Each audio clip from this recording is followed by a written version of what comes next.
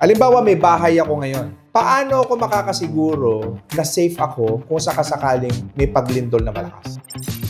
Boss Christian, may tanong lang ako sa inyo. Bilang geologist, ano ang maitutulong mo sa lahat ng mga taong bumibili ng property, nagpapatayo ng bahay, nagpapatayo ng building? Mas maganda yan, ipa-soil testing nyo yung mga area nyo para at least malaman nyo kung liquefiable. So, hindi masayang yung investment nyo sa property na ipapatayo nyo. Ano ba ibig sabihin ng liquefiable, boss? Sand content na pwedeng pag nahaluan ng tubig is pwedeng malusaw. Yung property mo is Guguho. o guguho or bababa. Bilang geologist, kasi kami ang expert sa pagdating sa environment, we will conduct an investigation para makita kung flooded ba yung area mo, para makita kung safe ba sa landslide, sa mga rockfall. Pwede namin i-soil testing yung area para malaman kung suitable yung itatayo mong structure or bahay sa area na yun. Kung meron po kayong doubt kung sakasakali may crack yung mga properties nyo ngayon, hindi kayo confident na kung sakasakaling darating ang the big one, kung magwi-withstand ba yung mga properties ninyo, pwede po yan i-check ni Boss Christian para po sa inyong safety.